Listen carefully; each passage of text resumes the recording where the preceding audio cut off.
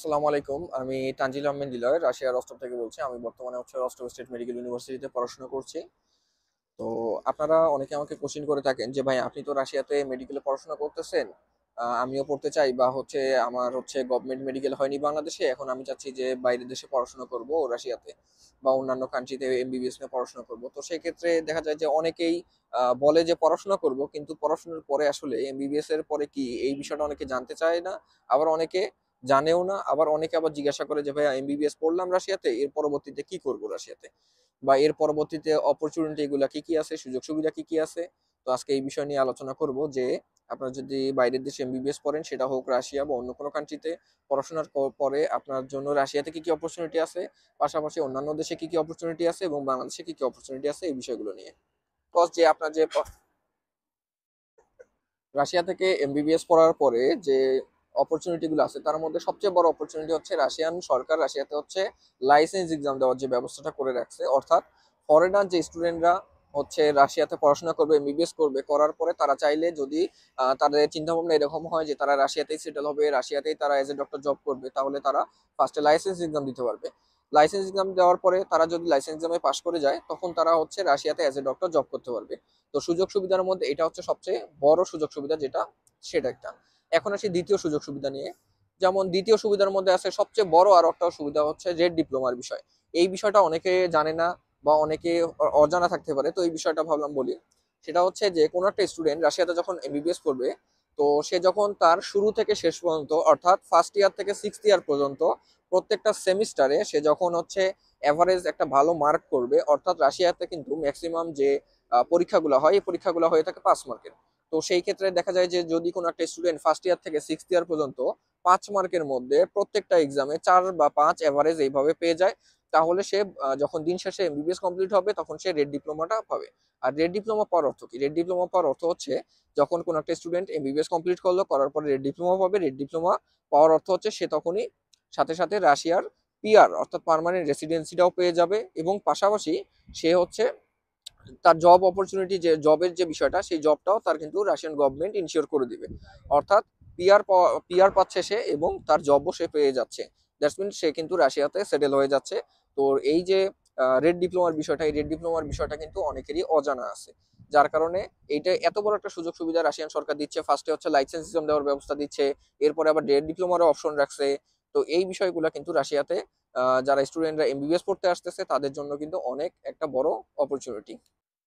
এখন যদি বলি যারা বাইরের দেশে এমবিবিএস করবে, তারা যদি মনে করে যে না, আমি রাশিয়াতে থাকবো না, আমি অন্য কোনো দেশে সেটেল হইতে যাচ্ছি, বা কি অপরচুনিটি আছে, সেক্ষেত্রে অবশ্যই এমবিবিএস কমপ্লিট করার পরে সে চাইলে যে কোনো দেশে, ঠিক আছে, সেটা হতে পারে যে ইউরোপের যে কোনো কান্ট্রি, হতে পারে যে অ্যারাবিক যে কোনো কান্ট্রি, ঠিক আছে, হতে পারে যে রাশিয়ার আশেপাশের কোনো কান্ট্রি, ঠিক আছে, এরপরে হতে পারে যে ইউকে, ইউএসএ, কানাডা, অস্ট্রেলিয়া, এরকম যে কোনো দেশে সে লাইসেন্স এক্সাম দিতে পারবে।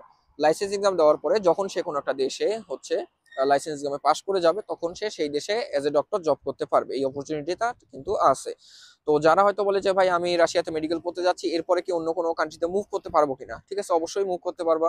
তুমি চাইলে তোমার এমবিবিএস যখন কমপ্লিট হয়ে গেল, কমপ্লিট হলে তুমি ইউএসএ তে জন্য ইউএস এর জন্য যে ইউএসএ মিলি এক্সাম আছে, ইউকে এর জন্য যে প্লাব এক্সাম আছে, ঠিক আছে, এরকম প্রত্যেকটা দেশেরই একটা করে লাইসেন্স এক্সাম আছে, ওগুলা দিতে পারো। তো রাশিয়াতে যে স্টুডেন্টরা পড়াশোনা করে, ফরেনার স্টুডেন্টরা ম্যাক্সিমামে কিন্তু তারা যে অ্যারাবিক যে কান্ট্রিগুলো আছে, ওই কান্ট্রিগুলোতে তোমার লাইসেন্স এক্সাম দিয়ে থাকে, এবং ইউরোপের কান্ট্রিগুলোতেও লাইসেন্স এক্সাম দিয়ে থাকে। তো এই বিষয়টা অনেকের অজানা থাকে। এরপরে যদি এখন বলি যে আচ্ছা ঠিক আছে, আমি বাংলাদেশে যদি ব্যাক করতে চাই, ঠিক আছে, আমি বাইরের কান্ট্রিতে জব করব না, বা আমি জাস্ট এমবিবিএস পড়বো, পড়াশোনা শেষ করে আমি বাংলাদেশে আসতে চাচ্ছি, তো সেই ক্ষেত্রে কি সুযোগ সুবিধা আছে? সেই ক্ষেত্রেও অবশ্যই অপরচুনিটি আছে। তোমার যখন এমবিবিএস কমপ্লিট হলো, তখন তুমি বাংলাদেশে যখন ব্যাক করবা, ব্যাক করে আসার পরে তুমি বাংলাদেশে তোমাকে লাইসেন্স এক্সাম দিতে হবে। বাংলাদেশের BMDC, Bangladesh medical and dental council থেকে তোমার লাইসেন্স এক্সামটা দিতে হবে। দেওয়ার পরে ওখানে যখন তুমি পাস করবা, তখন তুমি বাংলাদেশের যে কোনো হসপিটালে অ্যাজ এ ডক্টর হিসেবে তুমি জব করতে পারবা। এই ক্ষেত্রে কোনো সমস্যা নেই। তবে অবশ্যই হ্যাঁ, বাংলাদেশে তোমার ওই লাইসেন্স এক্সাম দিতে গেলে বিএমডিসির এলিজিবিলিটি একটা সার্টিফিকেট লাগে, যে সার্টিফিকেটটা কিন্তু আসার আগে নিয়ে আসতে হয়। আর এই সার্টিফিকেটটা তুমি তখনই পাবা যখন তোমার মেডিকেল এক্সামে 40 মার্ক থাকবে বা পাস মার্কটা থাকবে, তখনই তুমি এই এলিজিবিলিটি সার্টিফিকেটটা নিতে পারবা এবং রাশিয়াতে বা অন্যান্য যে কোনো কান্ট্রিতে আসতে পারবা। এই ক্ষেত্রে কোনো সমস্যা নেই।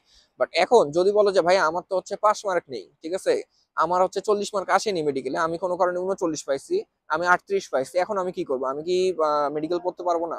না, অবশ্যই তুমি মেডিকেল পড়তে পারবা। তবে সেক্ষেত্রে তোমাকে কিছু জিনিস চিন্তা করতে হবে যে তোমার যদি পাস মার্ক না থাকে, তুমি যদি রাশিয়াতে পড়তে আসো, তাহলে রাশিয়াতে পড়ার পরে তোমার চিন্তা ভাবনা করতে হবে যে অবশ্যই রাশিয়াতে সেটেল হবো, বা মিডিল ইস্টের কোনো কান্ট্রিতে, বা ইউরোপের কোনো কান্ট্রিতে, বা ইউএসএ, ইউকে, যে কোনো কান্ট্রিতে আমি সেটেল হবো। অথবা আমি রেড ডিপ্লোমার জন্য ট্রাই করব, যেটার কথা আমি অলরেডি আগে বলছি, অথবা রাশিয়াতে লাইসেন্স এক্সাম দেবো। এই বিষয়গুলো তখন চিন্তা করতে হবে। অর্থাৎ কারো যদি মেডিকেল এক্সামে পাস মার্ক না থাকে, তাহলে বাংলাদেশের চিন্তাটা তার তুলনামূলক কম করতে হবে, এবং বাইরে সেটেল হওয়ার চিন্তাটা তার তুলনামূলক বেশি করতে হবে। বাট হ্যাঁ, এখন যদি বলো যে ভাই আমার পাস মার্ক নেই, আমি বাইরে পড়াশোনা করব, কিন্তু আমি কি তার মানে কখনোই বাংলাদেশে ডাক্তার হতে পারবো না? পারবা। সেক্ষেত্রে অবশ্যই কোনো একটা দেশে লাইসেন্স এক্সাম দেওয়ার পরে তোমাকে অবশ্যই 1-2 বছর সেখানে জব করতে হবে।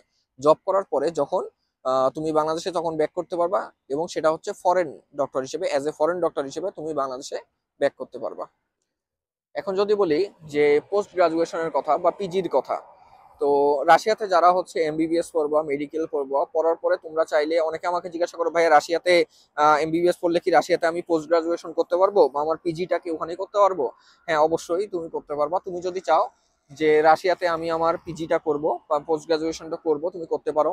বা তুমি যদি ভাবো যে আমি আরো অন্যান্য ডিগ্রি নেব, ঠিক আছে, আমি এফসিপিএস করব বা অন্যান্য ডিগ্রি নেব, ঠিক আছে, তুমি সেই ডিগ্রিগুলো কিন্তু রাশিয়া থেকে নিতে পারবা। পাশাপাশি তুমি যদি চিন্তা করো যে না ভাই, আমি রাশিয়াতে পোস্ট গ্রাজুয়েশন বা এফসিপিএস বা অন্যান্য যে ডিগ্রিগুলো আছে এমবিবিএস এর পরে, এগুলো আমি রাশিয়া থেকে নেবো না, আমি চাচ্ছি যে অন্য কোথাও থেকে নেবো, ঠিক আছে, তো হ্যাঁ, তুমি রাশিয়াতে মেডিকেল পড়লা, এমবিবিএস কমপ্লিট করলা, করার পরে তুমি চাইলে আহ, তোমার হচ্ছে ইউরোপের যে কান্ট্রিগুলো আছে লাইক জার্মানি, ফিনল্যান্ড, ঠিক আছে, এগুলাতেও তুমি তোমার হচ্ছে হায়ার ডিগ্রিটা নিতে পারবা। অথবা চাইলে অ্যারাবিক কান্ট্রি থেকে নিতে পারবা, বা ইউএসএ থেকে, ইউকে থেকে, বা অস্ট্রেলিয়া থেকে, অন্য যে কোনো কান্ট্রি থেকে তুমি নিতে পারবা। তো রাশিয়াতে মোটামুটি 90% যে মেডিকেল ইউনিভার্সিটি গুলো আছে একদম ওয়ার্ল্ড ওয়াইড রিকগনাইজড, এবং বাংলাদেশের বিএমডিসি কর্তৃকও রিকগনাইজড, ঠিক আছে। তো তোমরা অবশ্যই চেষ্টা করবা যে একটা মিডিয়াম বাজেটের মধ্যে একটা ভালো ইউনিভার্সিটি সিলেক্ট করা। যাদের হয়তো হাই বাজেট, তারা হাই বাজেটের একদম টপ ক্লাস ইউনিভার্সিটি গুলো সিলেক্ট করবা। বাট আদারওয়াইজ চেষ্টা করবা যে একটা ভালো ইউনিভার্সিটি এবং একটা ভালো স্টেট সিলেক্ট করা, যেখান থেকে পড়াশোনা করে তুমি কিছু শিখতেও পারবা, এবং তোমার যেন ক্লিনিক্যাল প্র্যাকটিসটাও অনেক ভালো হয়, ঠিক আছে। তো আশা করি আজকের ভিডিওটা সবার জন্য হেল্পফুল হয়েছে, এন্ড সবাইকে ভিডিওটা দেখার জন্য ধন্যবাদ।